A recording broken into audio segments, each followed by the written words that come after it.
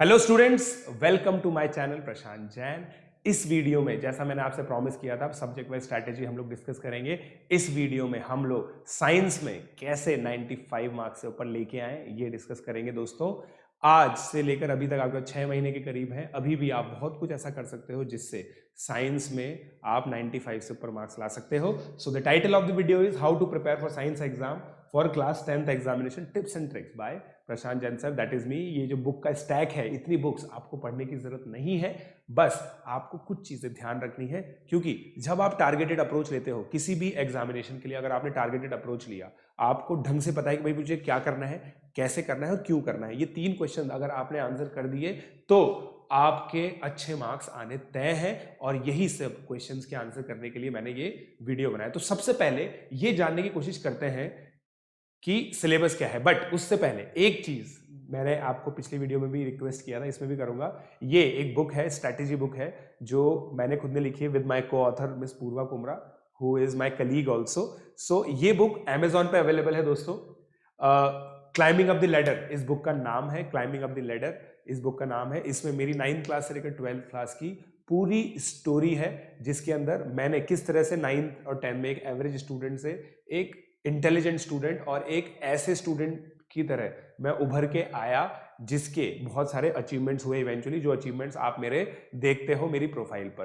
तो ये सब मैंने कैसे किया, बहुत माइन्यूटली मैंने इस चीज को लिखा है। बहुत सारे स्टूडेंट्स ने डिमांड की थी कि सर आप अपनी जो जर्नी है उसको डॉक्यूमेंट करो, तो मैंने अपनी जर्नी डॉक्यूमेंट की, climbing up the ladder, how I climbed up the ladder of success. So please buy it on Amazon, the link is in the description.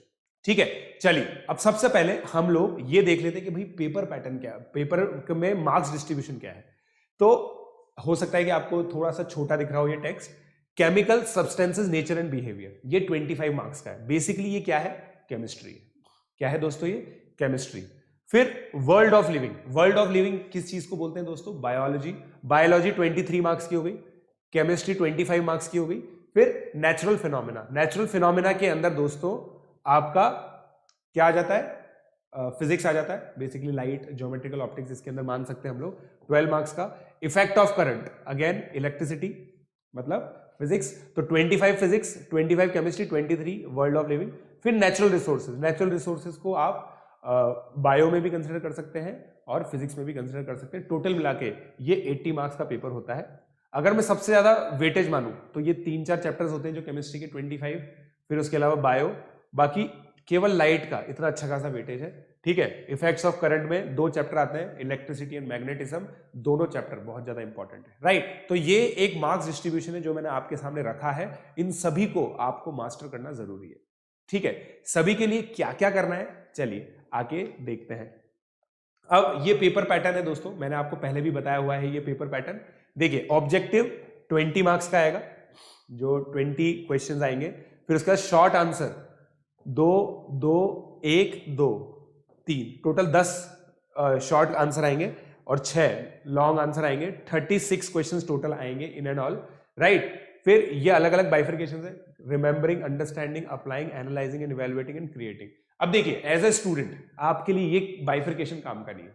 Right, क्योंकि यू वुड नॉट नो, अगर आपको 95 से ऊपर का target है तो आपको रिमेंबरिंग के क्वेश्चन भी सही होने चाहिए, एनालाइज के क्वेश्चन भी सही होने चाहिए, क्रिएटिंग के, मतलब हर तरह के क्वेश्चन आपके सही होने चाहिए। राइट, सो बेसिकली हमें फोकस किस चीज पे करना है इसके अंदर कि भाई 20 मार्क्स ऑब्जेक्टिव है। अब ये ऑब्जेक्टिव के अंदर क्या है, कभी कभी सिली मिस्टेक हो जाती है जिस वजह से गलत हो जाता है। तो ऑब्जेक्टिव अपने को बहुत ध्यान से अटेम्प्ट करना है। फिर शॉर्ट आंसर कितना है दोस्तों, 10 क्वेश्चन है। इसके अंदर वर्ड लिमिट का बहुत खासा ध्यान रखना है। कभी कभी ऐसा होता है कि हम भावनाओं में बह जाते हैं, इसमें न्यूमेरिकल्स भी आते हैं, न्यूमेरिकल्स को बहुत स्टेप बाय स्टेप लिखना है, भावनाओं में ना बह के उसको कंसाइज आंसर लिखना है, टू दी पॉइंट आंसर लिखना है। वो सब चीजें अभी हम लोग डिस्कस करेंगे।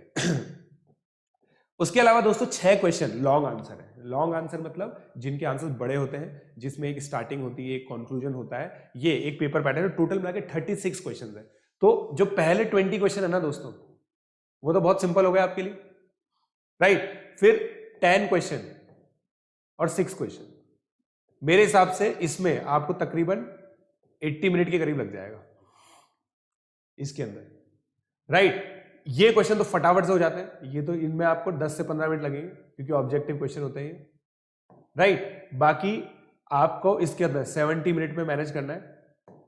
165 मिनट में ये पेपर आपको करना है ताकि लास्ट के 15 मिनट्स आपके लिए रिवीजन के लिए रहे कि हर एक क्वेश्चन को आप रिव्यू कर रहे हैं, ठीक है।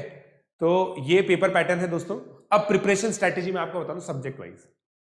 फिजिक्स के अंदर खासकर लाइट के डायग्राम्स के अंदर आपको क्या ध्यान रखना है, understand sign convention for ray diagrams.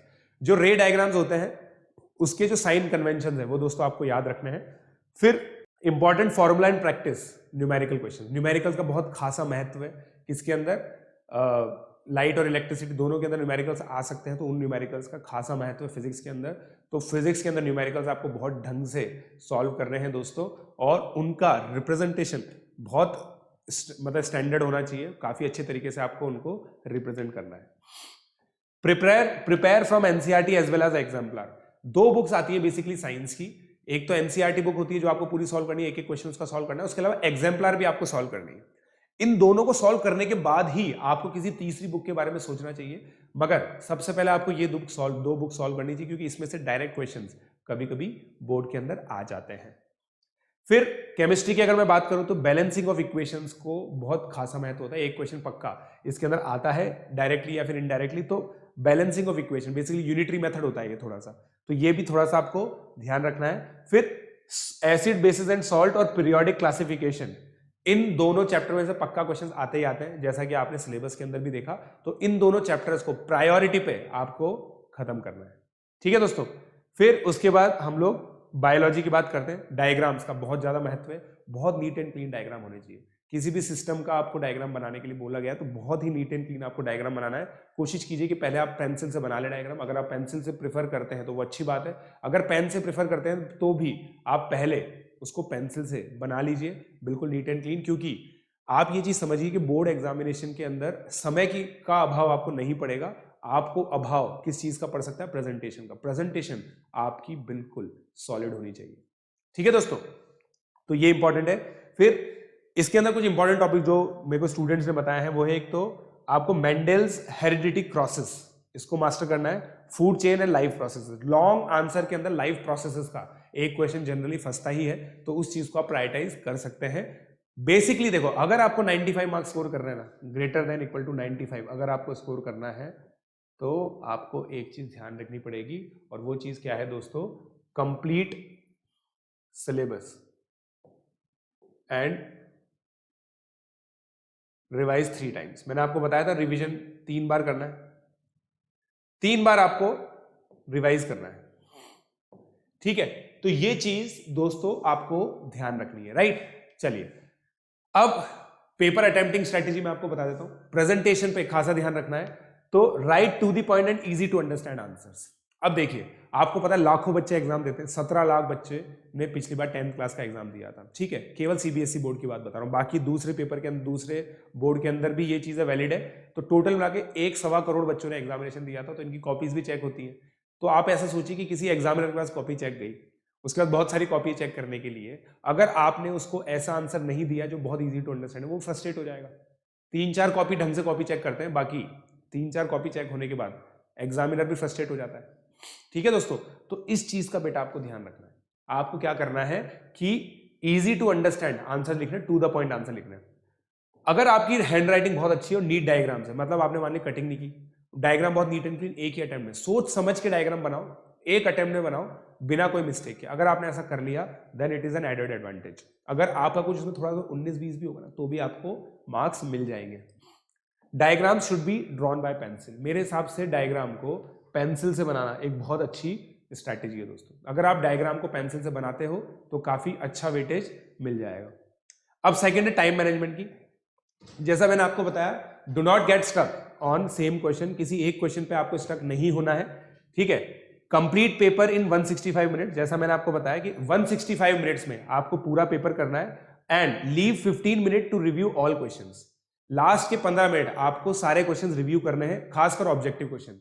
Objective question में कभी कभी क्या होता है, जल्दबाजी में सिली मिस्टेक हो जाती है, तो आपको वो चीज ध्यान रखनी है कि आप ऐसा सिचुएशन में ना आए कि आपका ऑब्जेक्टिव क्वेश्चन सिली मिस्टेक की वजह से गलत हो जाए। तो डबल चेक करिए, लास्ट के 15 मिनट को यूज कीजिए, ठीक है। नेक्स्ट है मॉक पेपर्स। मॉक पेपर बहुत इंपॉर्टेंट चीज होती है। तो ये जितनी भी सारी स्ट्रैटेजी मैंने आपको बताई है ना, ये इसमें क्या करना है आपको, ये सारी स्ट्रैटेजी को एटलीस्ट 3 फुल सिलेबस के साथ आपको प्रैक्टिस करना है। मतलब आप जब 3 फुल सिलेबस पेपर के साथ ये स्ट्रैटेजी प्रैक्टिस कर लोगे ना, ये सारी स्ट्रैटेजी, तब जाके आप अपने फाइनल पेपर में, जो 4th पेपर होगा आपका, जो बोर्ड एग्जामिनेशन होगा, उसमें आप अच्छे से इंप्लीमेंट कर पाओगे। राइट, तो इसको एक हैबिट बनानी है आपको अपनी। राइट, 3 पेपर में इन सभी स्ट्रैटेजीज को इंप्लीमेंट करो, तब जाके उसमें होगा। Revise extensively before mock papers as if it is your final paper, ये बहुत इंपॉर्टेंट इंस्ट्रक्शन। मतलब अगर आपने उन तीनों पेपर्स को ऐसे सोच के दिया कि यार यही मेरा बोर्ड पेपर है, इतनी सीरियसनेस के साथ अगर आपने दिया ना, तभी फायदा है, वरना कोई फायदा नहीं। जितने भी अच्छे बच्चे होते हैं 95% से ऊपर स्कोर लेके आते हैं, उनका पता है कम से कम 2-3 पेपर ऐसे होते हैं पहले जिसमें उनका स्कोर 95 से ऊपर होता है, 90 से ऊपर तो होता ही होता है। समझे आप मेरी बात? तो बेसिकली आपको ये चीज का ध्यान रखना है कि यही फाइनल चीज है, ठीक है? इसी तरह से आपको मॉक पेपर्स अपने देने हैं। सो आई होप आप लोगों को ये वीडियो इंफॉर्मेटिव लगा। तो अगर आपको मेरा वीडियो इंफॉर्मेटिव लगा है तो प्लीज आप इसको लाइक कीजिए, शेयर कीजिए अपने फ्रेंड्स के साथ जो भी 10 बोर्ड देने वाले हैं, ठीक है? उसके अलावा सब्सक्राइब कीजिए मेरे चैनल को, ताकि आपको मेरे आने वाले सभी वीडियोस के बारे में पता चलता रहे। और please hit the bell icon, because when you do hit the bell icon, आपको मेरे सारे वीडियोस का नोटिफिकेशन आएगा। And last but not the least, please buy my book, जो Amazon पे अवेलेबल है। और Amazon पे आप वो बुक लेते हैं तो उससे आपको बहुत ज़्यादा आगे की स्ट्रैटेजीज के बारे में पता चलेगा कि कैसे आप अपनी पढ़ाई प्लान कर सकते हैं। Thank you.